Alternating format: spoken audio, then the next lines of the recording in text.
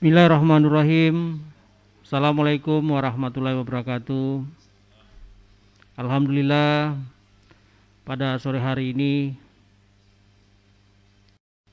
kami dari tim gugus tugas penanganan percepatan COVID-19 Kota Kendari kembali akan menyampaikan informasi perkembangan penanganan COVID yang ada di Kota Kendari. Hadir setia pada sore hari ini seperti biasa Bapak Dr. Al-Ghazali, juru bicara kita, akan menyampaikan informasi perkembangan COVID-19 yang ada di Kota Kendari. Begitu pula Bapak Direktur RSUD Kota Kendari, Bapak Dr. Sukirman, alhamdulillah selalu setia bersama kita di sini, serta rekan-rekan kru tim media center Kominfo Kota Kendari yang tetap solid mengumpulkan data dan informasi yang untuk kami sampaikan kepada Bapak Ibu pemirsa di rumah. Baik Bapak Ibu pemirsa di rumah serta rekan-rekan wartawan yang telah bergabung pada sore hari ini, beberapa hal terkait informasi penanganan medis COVID-19 yang ada di Kota Kendari akan secara langsung disampaikan oleh juru bicara kita, Bapak Dr. Al-Ghazali, serta informasi tambahan terkait upaya pemerintah dalam rangka mencegah penyebaran wabah virus corona ini juga akan disampaikan oleh Bapak Direktur RSUD Kota Kendari. Baik Bapak Ibu pemirsa di rumah serta rekan-rekan wartawan, untuk mempersingkat waktu, terlebih dahulu kami persilakan kepada juru bicara kita untuk menyampaikan perkembangan penanganan medis. Dengan hormat disilakan. Baik, makasih. Yang saya hormati Bapak Direktur Rumah Sakit Kota Kendari, Bapak Dr. Haji Sukirman. Yang saya hormati Bapak Kabid Pak Heri Ishak.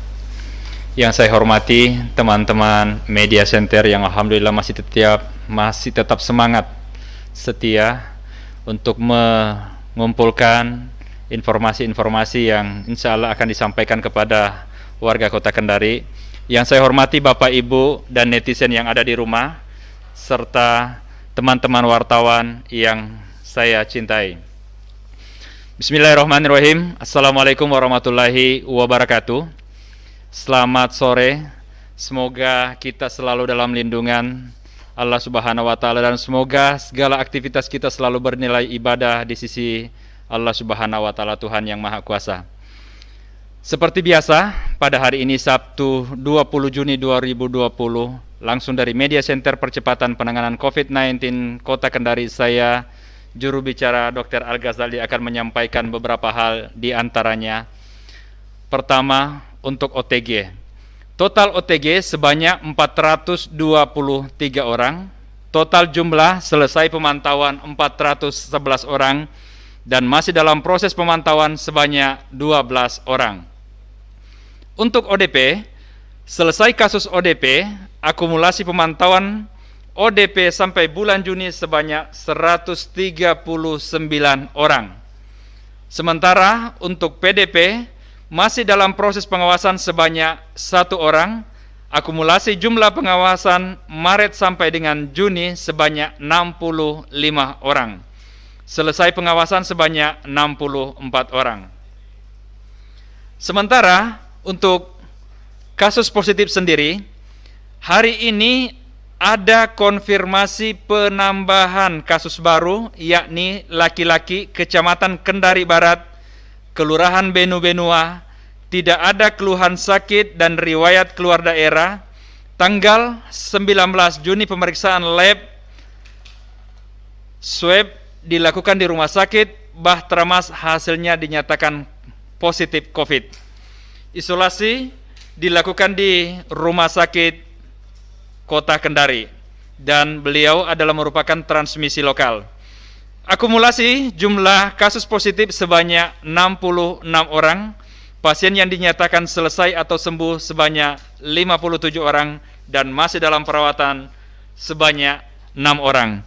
Kami tetap ingatkan kepada warga kota yang tercinta bahwa mari kita sama-sama tetap meningkatkan kewaspadaan dan kepedulian bersama berdoa, jangan tertular dan jangan menulari. Dan kita tetap mengikuti himbauan pemerintah. Demikian yang kami sampaikan dari Media Center Percepatan Penanganan COVID-19. Assalamualaikum warahmatullahi wabarakatuh. Baik Bapak Ibu pemirsa di rumah, itulah tadi beberapa informasi terkait perkembangan penanganan COVID yang ada di Kota Kendari. Untuk selanjutnya kami serahkan kepada Bapak Ibu pemirsa di rumah serta rekan-rekan wartawan. Jika ada hal-hal yang ingin disampaikan, kami persilakan.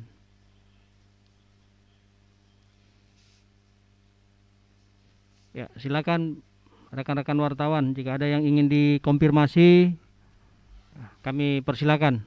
Begitu pula Bapak Ibu pemirsa di rumah.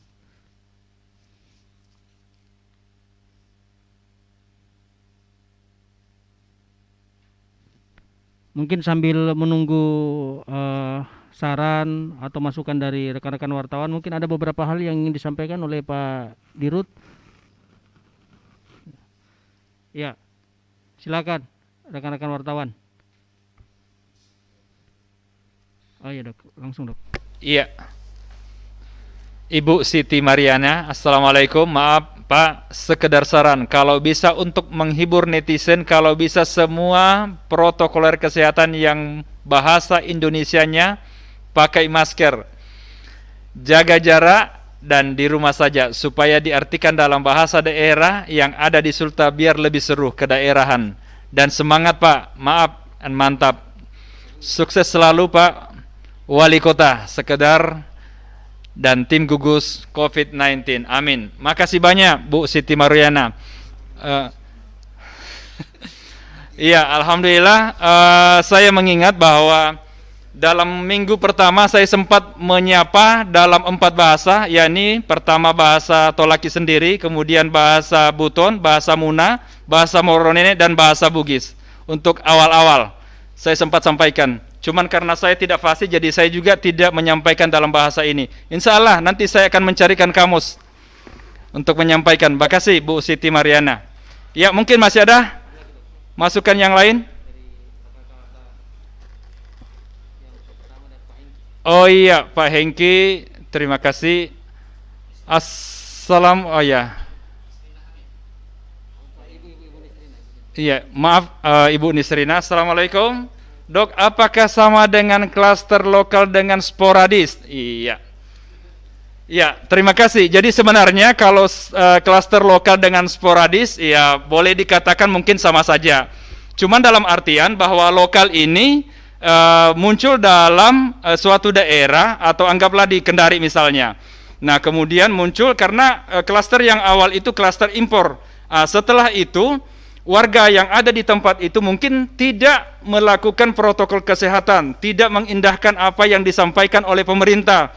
Kemudian disampaikan untuk menggunakan masker atau sering mencuci tangan, akan tetapi tidak dilakukan. Dan menganggap bahwa social distancing atau physical distancing itu hanya sebuah ungkapan belaka atau gurauan belaka, sehingga tetap melakukan kegiatan-kegiatan yang lain dan tidak sebagaimana mestinya. Akhirnya yang mungkin satu orang, anggaplah itu OTG, berbaur di situ dan beberapa yang lain lagi, sehingga memberikan penularan kepada yang lain. Akhirnya timbullah yang dikatakan sebagai yang sporadis. Artinya dalam artian bahwa karena kegiatan yang dilakukan secara bersamaan, berkelompok, berkumpul, kemudian tidak melakukan pemeriksaan kepada pelayanan kesehatan, sehingga timbul atau menularkan kesakitan dalam jumlah yang besar tentunya. Sehingga kami sebagai gugus tugas Kota Kendari tetap menyampaikan kepada warga Kota Kendari, karena kita lihat bahwa ada tempat yang kebetulan di wilayah Sulawesi Tenggara timbul suasana yang seperti ditanyakan tadi secara sporadis, mengenai di antara beberapa teman sejawat kami juga, teman tenaga kesehatan, itu juga karena ketidaksengajaan sehingga menimbulkan. Olehnya untuk mengantisipasi supaya tidak timbul secara sporadis, tetap kita melakukan protokol kesehatan, mengikuti himbauan pemerintah sehingga benar-benar kita bisa memutus mata rantai penularan tentunya. Makasih Bu Nisrina. Ada mau ditambahkan? Ya, mungkin masih ada yang ingin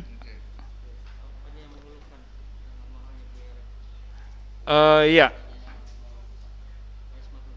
Pak Ismar.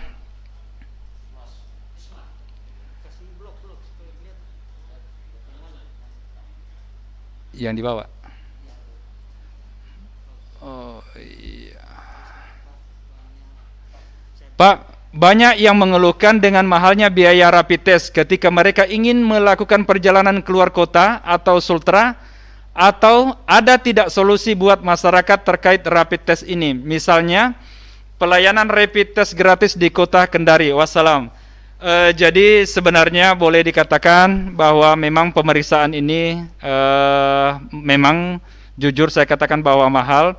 Namun tak lain juga dan tak bukan pemerintah melakukan ini benar-benar menginginkan supaya tidak terjadi lonjakan yang drastis atau seperti yang dikatakan tadi itu bisa mengenai banyak warga. Nah tentunya dengan protokol kesehatan yang diberikan kepada kita, bahwa walaupun dengan pemeriksaan yang mungkin agak mahal, ya kita juga kalau tidak ada keperluan yang mendesak untuk keluar daerah sebaiknya tidak usahlah dilakukan. Nah, ini benar-benar untuk memutus mata rantai penularan. Banyak juga yang kita lihat, mungkin beberapa di antara kita yang melakukan kegiatan keluar daerah itu hanya saja ingin melakukan perjalanan tanpa benar-benar ada kepentingan yang mendesak. Sehingga dalam hal ini mari kita bersama-sama untuk menjadi pahlawan bahwa tidak usah keluar kalau tidak betul-betul ada kepentingan yang mendesak. Mungkin seperti itu.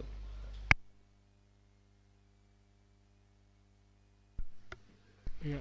Ada tambahan lagi nih dok dari Ibu Nisrina TPRI. Jika penularannya sporadis, bagaimana gugus tugas melakukan tracking data karena tidak ada riwayat perjalanan dan kontak dengan pasien positif, dok? Iya, makasih Mbak Nisrina. Jadi tetap saja bahwa jika penularannya sporadis tentunya, maka yang terkena daripada dampak COVID tadi yang positif dimasukkan, maka itu akan dilakukan pemeriksaan rapid tentunya yang terlebih awal kepada semua keluarga atau kerabat yang terdekat. Nah, dengan demikian maka kita akan tahu bahwa siapa saja yang kira-kira tertular dan tidak memberikan penularan yang lebih lanjut kepada orang lain.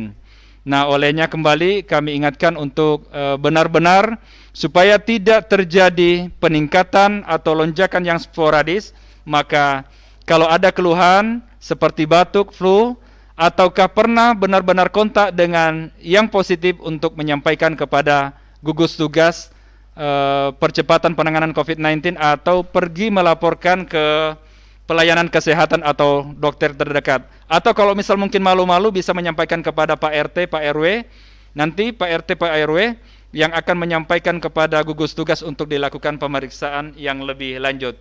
Intinya bahwa mari kita melakukan protokol kesehatan dan menjaga diri agar tidak tertular oleh COVID-19 dengan menjaga jarak tentunya dan memakai masker.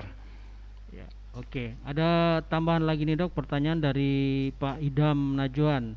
Assalamualaikum dok, bagaimana dengan Satgas COVID di tingkat RT RW? Sejauh ini tidak bisa melakukan kegiatan karena tidak adanya edukasi terhadap mereka. Apa upaya gugus tugas bisa memberikan edukasi kepada mereka, tim gugus tugas RT RW ini dok? Iya, terima kasih. Jadi insya Allah masukannya kami nanti akan menyampaikan juga kepada teman-teman sebagai gugus tugas di lapangan. Kalau misal bisa untuk menyampaikan edukasi langsung kepada gugus tugas yang ada di RT RW. Namun perlu kami sampaikan bahwa penyampaian yang disampaikan setiap hari dan setiap malam itu adalah bagian dari edukasi yang disampaikan kepada masyarakat yang ada di Kota Kendari. Namun kalau misal gugus tugas yang ada di RT RW merasa belum tersentuh, insya Allah kami akan sampaikan kepada teman-teman di Dinas Kesehatan atau tim surveillance untuk menyampaikan kepada gugus tugas yang ada di RT RW nantinya. Terima kasih Pak Idam. Ada lagi nih Pak Dok dari Hengki MNC Trijaya. Semoga Kota Kendari lebih perketat pintu masuk, mengingat Sulawesi Selatan besar sekali peningkatan kasus positifnya, utamanya di Kota Makassar dan Kabupaten Luwu Timur.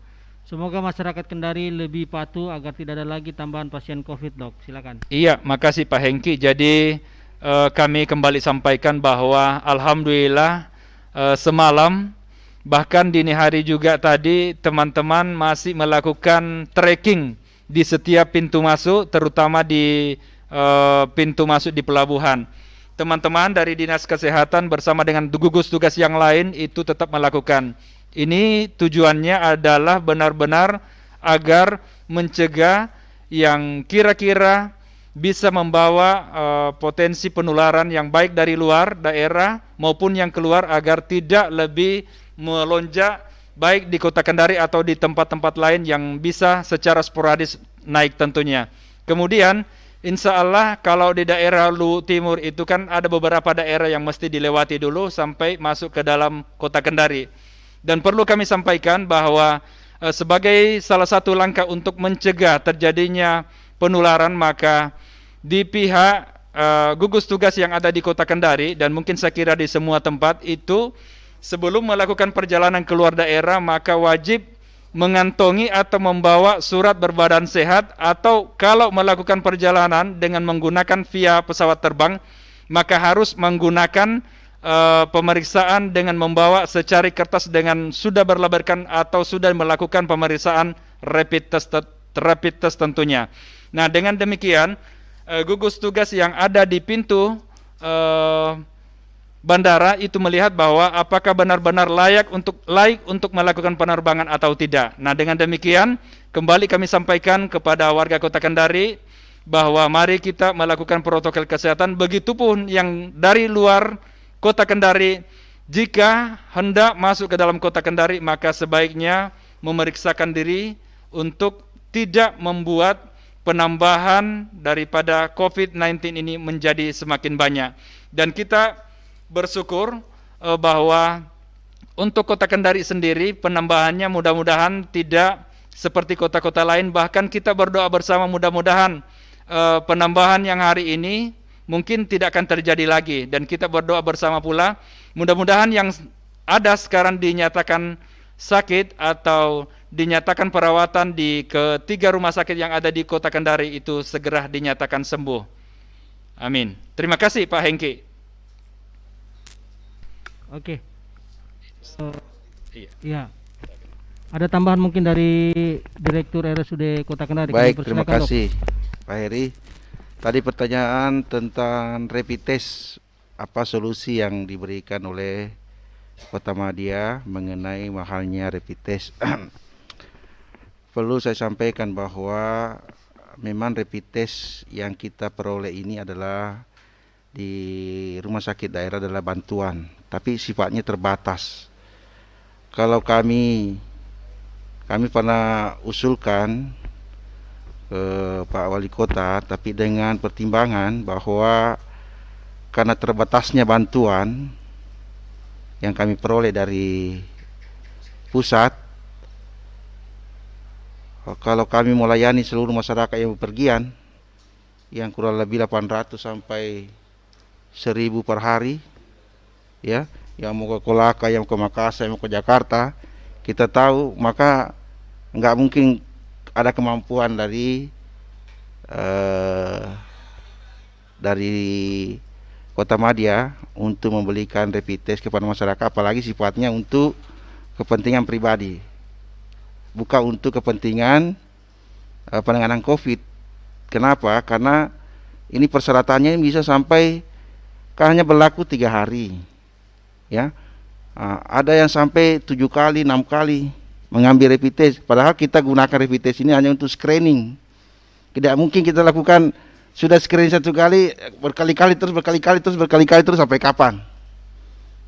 Nah, ini kebijakan yang memang harus diinformasikan ke maskapai, sampai kapan harus menggunakan orang rapid setiap naik pesawat rapid, itu mungkin harus perlu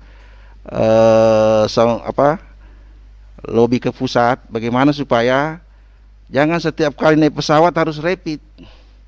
apalagi waktunya hanya 3 hari. Saya juga agak tidak setuju itu kalau setiap 3 hari, padahal jadwalnya untuk rapid itu sebenarnya 7 hari misalnya kan, atau 14 hari. Nah ini dipersyaratkan 3 hari, memang memberatkan, tapi ini kan bukan kebijakan wali kota, bukan kebijakan Kota Madia. Ini kebijakan dari pusat. Nah, saya bisa maklumi bahwa kasihan masyarakat juga hari ini, setiap mau pergian keluar kota menggunakan rapid, mahal, ya. Minimal ada 3,5, 400, ya. Sementara kalau kita mau juga melakukan gratis di rumah sakit kota, waduh, nanti yang sakit yang kita butuhkan, ya ada pasien yang harusnya kita rapid karena habis dipakai oleh masyarakat yang pepergian. Sementara jumlahnya sangat terbatas, sangat terbatas, sangat terbatas. Seandainya jumlahnya begitu banyak, ya, misalnya dikasih, saya kira itu Pak. Jadi minta maaf ya, kami bisa maklumi, kami bisa mengerti bagaimana bagaimana kondisi masyarakat dengan ya itu tadi, dengan menahan diri yang tidak perlu ya. Memang diharapkan itu tadi, jangan keluar rumah kalau tidak perlu ya. Kalau sifatnya pribadi, bisnis, ya konsekuensinya begitu. Mudah-mudahan kebijakan-kebijakan yang akan datang bisa berpihak kepada masyarakat. Demikian, terima kasih. Sekalian dijawab dok, ada dari MNC Trijaya juga ini, apakah ada rencana rapid test untuk ASN Pemkot dok? Silakan. Oh alhamdulillah ya, semua kita target ya, semua PNS yang seperti khususnya yang melayani langsung ya, melayani langsung seperti di rumah sakit, puskesmas ya, alhamdulillah telah kita gunakan para perawat, PPNI ya, para dokter, semua petugas nakes atau petugas kesehatan, alhamdulillah kita semua sudah rapid ya. Ada pun instansi-instansi yang lain, sebagian juga kita sudah lakukan rapid test ya. Sebenarnya kalau banyak kita mau lakukan semuanya, jangankan kepada ASN, kepada masyarakat pun kita mau rapid test semuanya, karena terbatas. Maka kita prioritaskan dulu yang membutuhkan, utamanya yang ada gejala sakit, ada di pelayanan atau OTG ya, yang pasien-pasien kontak yang pernah kontak dengan positif, atau orang yang berkunjung di rumah sakit, puskesmas, itu prioritas utama untuk di rapid yang ada indikasi ya. Demikian mungkin. Apalagi? Apakah ada rencana rapid test? Ya. Nah, ini ada dari netizen dok. Ya. Ada dari netizen. Benarkah ada aturan bahwa larangan mengambil surat keterangan berbadan sehat untuk keluar daerah seperti dari Kendari ke Bombana? Kenapa dokter di Puskesmas Labibia tidak memberikan surat keterangan berbadan sehat untuk perjalanan keluar daerah? Karena setahu saya hanya keluar pulau dan menggunakan pesawat misalnya ke Jakarta tidak bisa menggunakan surat keterangan berbadan sehat, melainkan harus menggunakan rapid test. Ya, silakan dok. Jadi tergantung, ada beberapa kebijakan dalam perjalanan keluar daerah itu, ada yang mewajibkan harus menggunakan SKB, surat keterangan berbadan sehat, ada ya, seperti naik pesawat itu di samping rapid ada surat keterangan berbadan sehat ya. Ke beberapa kabupaten seperti Konawe Utara harus rapid dengan badan sehat ya. Kalau ke Kolaka hanya berbadan sehat kalau tidak salah ya, badan sehat. Nah, jadi tergantung. Ke Bombana, benarkah ada aturan larangan mengambil surat keterangan berbadan sehat untuk keluar daerah? Oh, tidak ada larangan. Masa orang mau mengambil surat keterangan berbadan sehat dilarang? Itu sudah pasti tidak benar. Ya, tidak ada larangan untuk mengambil berbadan sehat. Ya, asal dilakukan di tempat yang pelayanan kesehatan ya, yang telah ditunjuk oleh pemerintah kota, misalnya rumah sakit swasta, rumah sakit daerah, puskesmas ya, bisa. Saya kira tidak ada yang melarang untuk mengambil badan sehat, tidak ada. Sudah keterangan berbadan sehat untuk keluarga seperti tidak ya, kita tetap membolehkan ya, baik di puskesmas maupun di, kalau hanya berbadan sehat ya. Demikian. Iya, saya tambahkan mungkin tadi bahwa mungkin teman dari puskesmas tadi belum tahu informasinya, bahwasanya boleh memberikan surat berbadan sehat untuk keperluan keluar daerah jika diperlukan. Dan itu benar-benar harus melihat kondisi pasiennya, kondisi yang bersangkutan yang akan melakukan perjalanan. Dan kalau kondisi yang melakukan perjalanan memang dalam keadaan baik dan sehat, ya saya kira tidak ada masalah untuk diberikan surat berbadan sehat. Kecuali kalau misal sakit dan apalagi ada keluhan batuk, flu disertai demam, ya mungkin tidak diberikan. Dan memang harus dilakukan perawatan di rumah sakit dulu, kemudian dilihat perkembangan baru boleh keluar tentunya. Ya, terima kasih. Habis ya? Masih ada? Dari Bapak Ibu pemirsa di rumah? Masih ada? Cukup ya? Cukup, Dok. Cukup. Iya, Bapak Ibu warga Kota Kendari yang kami cintai dan kami banggakan, sebagaimana kita tahu bahwa hari ini ada penambahan satu lagi yang terkonfirmasi positif, maka kami kembali mengingatkan kepada warga Kota Kendari untuk tetap waspada, tingkatkan kewaspadaan, tingkatkan kepedulian. Kemudian jika ada di antara kita yang merasa pernah terpapar dengan yang terkonfirmasi positif atau ada gejala-gejala yang disebutkan seperti flu, batuk, dan demam, maka sebaiknya atau selayaknya kita menyampaikan kepada dokter di fasilitas pelayanan kesehatan atau di gugus tugas. Ini benar-benar untuk memutus penularan mata rantai daripada penularan COVID ini. Demikian yang kami sampaikan dari Media Center Percepatan Penanganan COVID-19. Sekian, Assalamualaikum warahmatullahi wabarakatuh. Kami kembalikan kepada moderator. Ya, terima kasih atas informasinya. Demikian informasi perkembangan COVID-19 dapat kami laporkan langsung dari Media Center Gugus Tugas Penanganan Percepatan COVID-19 di Kota Kendari. Terima kasih atas perhatian Bapak Ibu serta rekan-rekan wartawan. Kami cukupkan dengan ucapan Alhamdulillahirabbil alamin, wabillahi taufiq wal hidayah. Assalamualaikum warahmatullahi wabarakatuh.